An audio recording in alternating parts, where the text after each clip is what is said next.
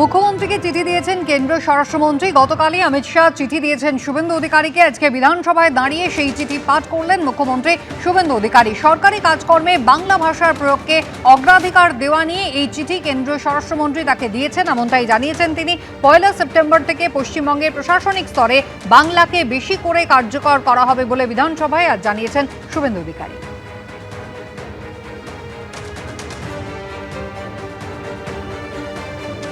Doctor Shyamaprasad Mukherjee ভারতীয় ভাষাগুলির সংরক্ষণ, বিকাশ এবং তাদের ব্যাপক প্রয়োগের একনিষ্ঠ সমর্থক ছিলেন।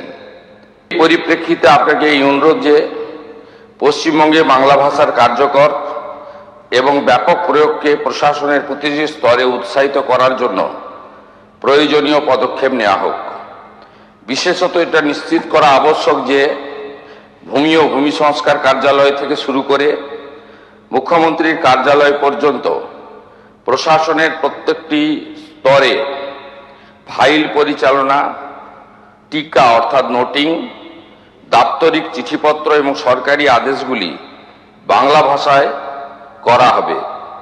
এছাড়াও নাগরিক পরিষেবা, ডিজিটাল প্রশাসন ব্যবস্থা, আবেদনপত্রের নমুনা, শংসাপত্র, পোর্টাল, ওয়েবসাইট, মোবাইল অ্যাপ, প্রশিক্ষণ সামগ্রী, সার্বজনীন সূচক, সংবাদ বিজ্ঞপ্তি, অন্যান্য সমস্ত সরকারি যোগাযোগের মাধ্যমেও বাংলার প্রয়োগকে অগ্রাধিকার দেওয়া উচিত।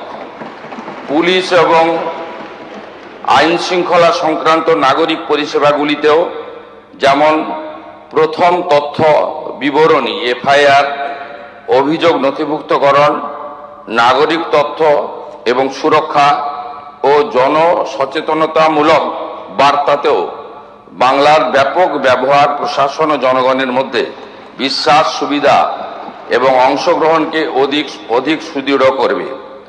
এছাড়াও ভারত সরকারের সঙ্গে দাপ্তরিক চিঠিপত্রের ক্ষেত্রে বিদেশি ভাষার পরিবর্তে বাংলায় এবং রাজভাষা হিন্দির প্রয়োগ করা যেতে পারে।